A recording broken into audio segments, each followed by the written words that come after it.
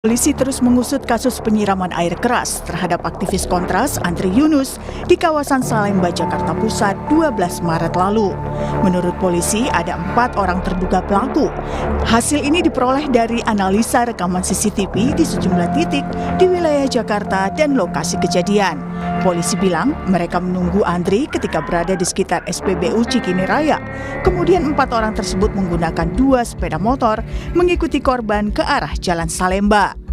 Sekitar pukul 23.32 atau 23.35, para terduga pelaku terlihat berada di SPBU Cikini Raya. Selanjutnya, diduga 4 orang terduga pelaku yang menggunakan 2 sepeda motor menunggu korban di depan KFC Cikini. Kemudian mengikuti korban yang bergerak menuju Jalan Diponegoro dan selanjutnya ke arah Jalan Salemba 1. Nah, saat kejadian pada pukul 23.37 hari Kamis tanggal 12 Maret 2026 di Jalan Salemba 1 persimpangan Jalan Talang, wilayah Jakarta Pusat. Di sana tempat kejadian perkara. Desakan pengusutan tuntas pelaku penyiraman air keras datang dari berbagai pihak. Salah satunya dari Yayasan Lembaga Bantuan Hukum Indonesia YLBHI. Ketua YLBHI Muhammad Isnur bilang polisi bisa cepat mengungkap pelaku berbekal CCTV. Apalagi menurutnya polisi sudah mengantongi wajah dan sidik jari pelaku termasuk jaringan para pelaku. Sekarang bagi saya adalah sudah jelas wajahnya, bahkan polisi bilang sudah mendapatkan sidik jari dan DNA-nya, berarti kan sudah jelas namanya siapa. Nah, itu yang kedua. Yang kedua, kalau ketika dia bicara jaringan, berarti kemampuan jaringan ini bisa punya kemampuan menghilangkan bukti. Kecepatan gerak dari kepolisian ini diperlukan. Sementara itu, Kapolri Jenderal Listio Sigit mengaku mendapat perintah langsung dari Presiden Prabowo untuk menuntaskan kasus penyiraman air keras aktivis Kontras Andri Yunus. Presiden minta kasus diselesaikan secara profesional dan transparan. Saya telah mendapatkan perintah langsung dari Bapak Presiden untuk melaksanakan pengusutan tuntas secara profesional, transparan. Kami juga akan membuat posko pengaduan sehingga masyarakat yang mungkin mengetahui dan kemudian ingin menginformasikan maka bisa memberikan laporan langsung ke posko pengaduan. Sebagai bukti keseriusan, polisi juga membuka posko, call center, serta hotline yang bisa dihubungi masyarakat jika memiliki informasi terkait kasus tersebut. Dengan begitu, pengejaran terhadap pelaku lebih bisa diintensifkan. Posko pengaduan ada di lobi gedung Ditreskrimum Polda Metro Jaya, Jakarta. Atau Anda bisa menghubungi nomor call center 110 atau nomor hotline di 0812 8559 9191. Tim Liputan Kompas TV. Kita bahas soal pengejaran pelaku penyiraman air keras terhadap aktivis Kontras Andri Yunus bersama dengan sejumlah narasumber melalui sambungan daring. Ada Direktur LBH Jakarta sekaligus Tim Advokasi untuk Demokrasi, Bung Fadil Al-Fatan. Kemudian juga ada anggota Komisi 3 DPR RI dari fraksi PDI Perjuangan, Bung Safarudin. Selamat pagi Bapak-Bapak, Assalamualaikum. Selamat pagi. Assalamualaikum warahmatullahi wabarakatuh. Waalaikumsalam warahmatullahi wabarakatuh. Ya, kini saya ke LBH dulu. Bung, kalau kita lihat Presiden minta kasus ini agar diusut tuntas, apakah Anda sudah melihat adanya keseriusan dari polisi untuk kemudian menindaklanjuti seperti apa dari penyerangan ini? Ya, tentunya kami menghargai seluruh upaya gitu ya dalam atau yang berorientasi untuk mengungkap kasus ini sampai dengan akar-akarnya gitu ya, sampai dengan pelaku pada level aktor intelektual. Tapi memang ada banyak hal yang menurut kami penting untuk terus didorong. Karena hingga saat ini apalagi di konferensi pers Polda Metro Jaya kemarin sudah disampaikan polisi sudah mengantongi atau mengidentifikasi pelaku, tapi sampai dengan saat ini belum ditentukan siapa tersangkanya dan belum dilakukan upaya paksa. Padahal kami juga melihat di sini dan diakui juga oleh pihak penyidik bahwa pelaku itu terlatih, pelaku terbiasa dalam disiplin organisasi dan disiplin tugas. Menurut kami kemungkinan-kemungkinan yang merupakan faktor non yuridis yang mengganggu proses penyidikan atau bahkan merintangi proses penyidikan itu sangat rentan terjadi, sehingga langkah cepat, respon cepat untuk kemudian mengungkap pelaku baik di level lapangan maupun aktor intelektual menjadi suatu hal yang urgent untuk dilakukan. Oke, kalau Bung Safarudin, Anda melihat benar, Anda sependapat ada faktor non yuridis kemudian yang merintangi kasus ini? Jadi begini, saya melihat kemarin press release dari Polda Metro Jaya, saya kira ini perkembangannya cukup signifikan kemarin itu yang disampaikan oleh Dirkrim dari Polda Metro, itu kan pembuktian secara ilmiah, ya, melalui CCTV, dan itu sangat-sangat akurat, komprehensif, teliti dan teliti dan akurat itu nanti. Detail sekali, mulai dari berangkat dari TKP, mundur, dan itu luar biasa kemarin saya lihat perkembangan penyelidikan dan penyidikan yang. Nah, mungkin yang ditunggu itu kan hasil lapor tentang DNA dan sidik jari yang harus segera didapatkan, sehingga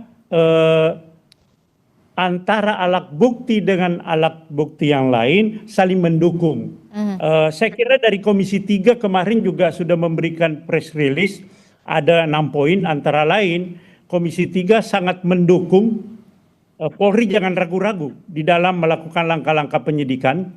Dari LBH juga mungkin nanti bisa kita berdialog bagaimana kita mendorong Polri supaya betul-betul secara cepat mengungkap ini, transparan, profesional, dan akuntabel. Betul-betul harus diungkap siapa sih pelakunya itu, kemudian siapa yang membantu dan siapa aktor intelektual. Saya kira kita bersinergi dari DPR, Komisi 3, dari Direktur LBH itu, kita akan sama-sama mendorong Polri. Dan mungkin setelah Lebaran ini kita akan RDP dengan Kapolri untuk mendorong jangan ragu-ragu di dalam bertindak supaya segera diungkap. Karena ini adalah masalah martabat negara kita. Ini merusak sendi-sendi demokrasi kita, melanggar hak asasi manusia, dan di internal kita, di nasional maupun internasional. Saya kira ini tidak ada pilihan, harus diungkap secara tuntas. Kalau dari Komisi 3 DPR ini sudah jelas mendorong agar polisi tidak ragu-ragu untuk mengungkap siapa sebenarnya identitas dari para pelaku penyerangan. Kalau menurut Bung Fadil, sudah ada CCTV-nya, tadi Bung Safarudin mengatakan sudah jelas, kemudian ada bukti juga sidik jari yang sudah dikantongi oleh polisi. Jadi apa sebenarnya yang membuat keraguan polisi untuk bisa segera mengungkap siapa sebenarnya pelaku penyerangan dari Andri Yusuf ini?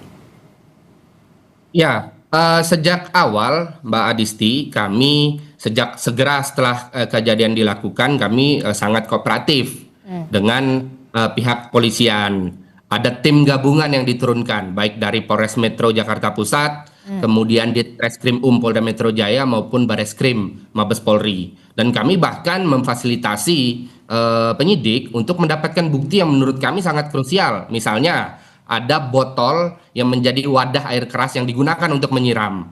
Karena kami melihat dan kami juga menganalisa bahwa pelaku sepertinya mengalami atau terkena cipratan dari air keras tersebut. Jadi bisa jadi itu tidak sengaja terbuang.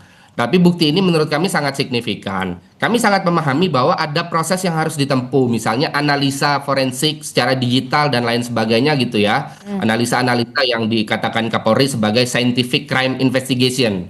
Kami memahami itu, tapi kami juga memiliki banyak sekali kekhawatiran bahwa upaya-upaya lain secara non yuridis itu dilakukan oleh pihak-pihak yang merasa tidak ingin pengungkapan ini dilakukan secara komprehensif. Maka dari itu kami sepakat juga sebenarnya dengan Pak Safarudin dan kawan-kawan di Komisi 3 DPR RI. Tapi kami merasa DPR RI seharusnya bisa berbuat lebih. Misalnya mendorong agar ada atau dibentuk tim independen investigasi yang dapat melapisi proses penyidikan.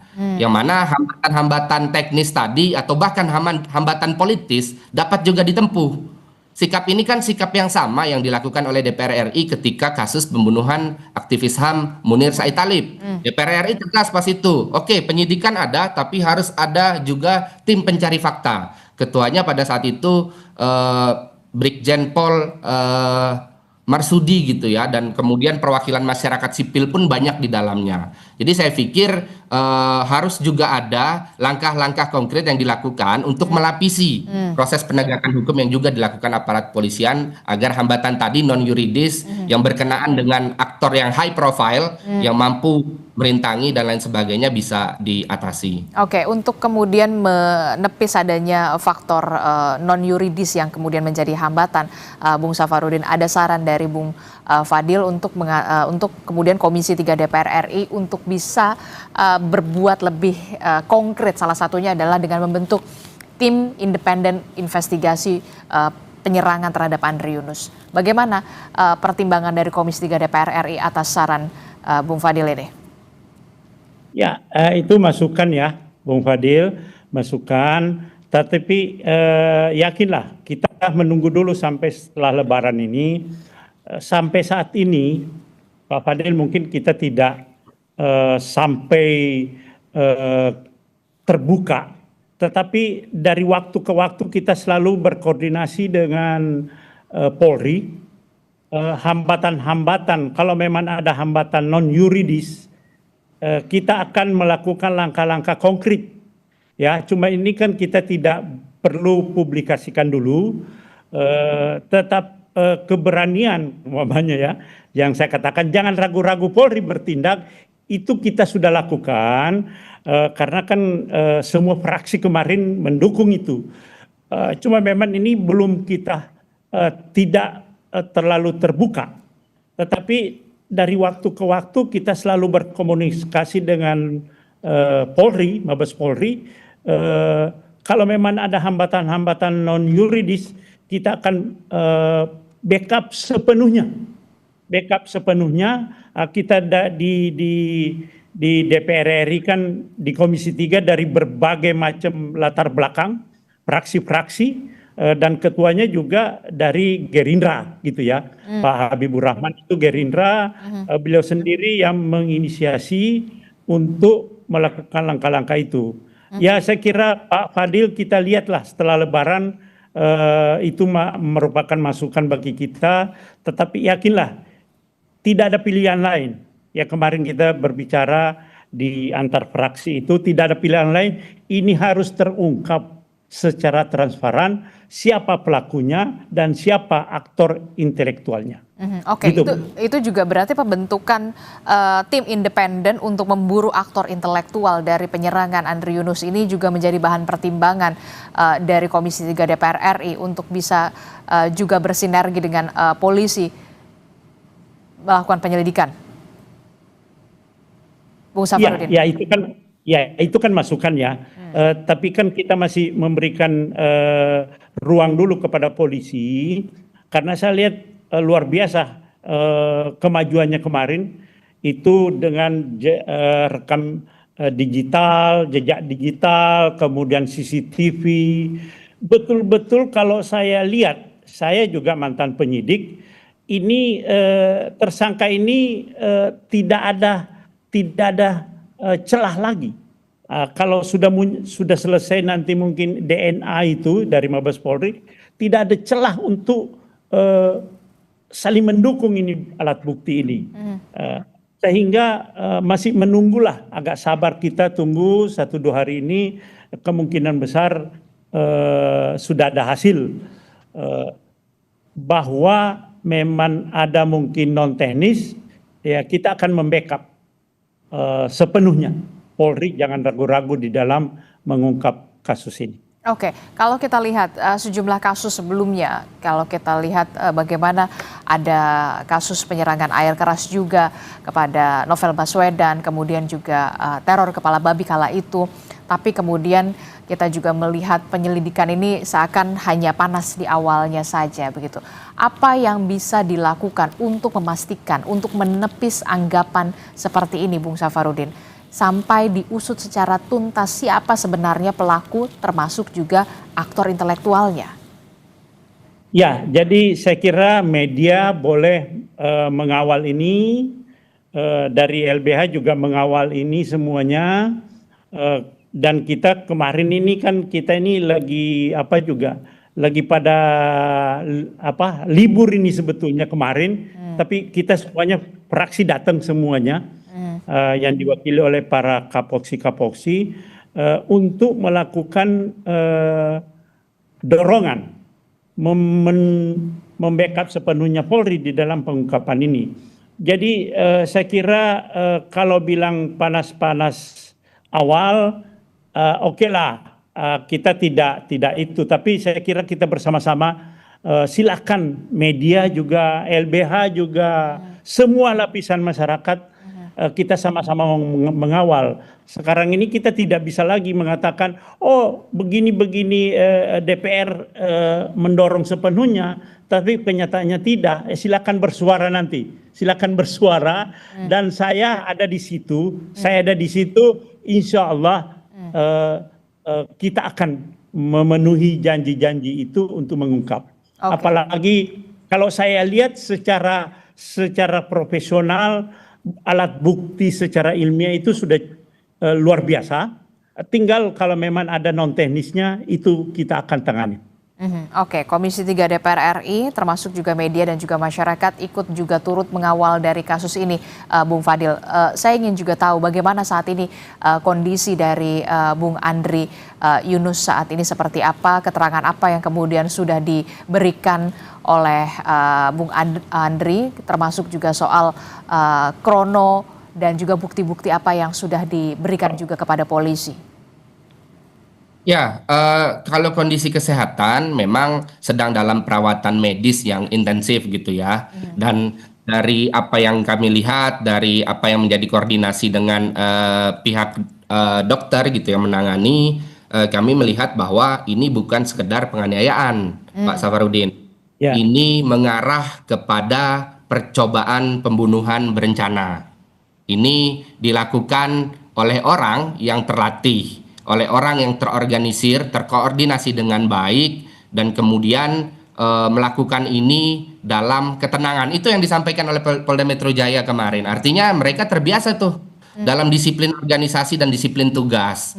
Maka itu kami mendorong arah penyidikan juga dapat lebih berorientasi, bukan hanya pengungkapan pada level lapangan, tapi juga pada level aktor intelektual, dan termasuk di dalamnya menerapkan pasal mengenai percobaan pembunuhan berencana. Tadi Mbak Adisti juga sampaikan, pada perkara-perkara sebelumnya, kasus-kasus sebelumnya atau presiden sebelumnya, memang ada situasi di mana aparat penegak hukum menurut kami, dalam keyakinan kami memiliki hambatan secara politis gitu ya. Pengungkapan tidak dilakukan secara komprehensif, hanya di level lapangan. Nah, kami khawatir hal itu terulang. Kami khawatir negara mengulang hal yang sama, pola yang sama. Maka dari itu tadi saya mendorong rekan-rekan Komisi 3 agar konsekuen dengan apa yang disampaikan. Pak Habibur Rahman, Ketua Komisi 3 kemarin bilang ini bukan persoalan personal, ini bukan persoalan spontan, tapi ini adalah berkaitan erat dengan kerja-kerja Andri Yunus secara keorganisasian di Kontras sebagai pembela hak asasi manusia. Artinya ada motif yang politis di sini.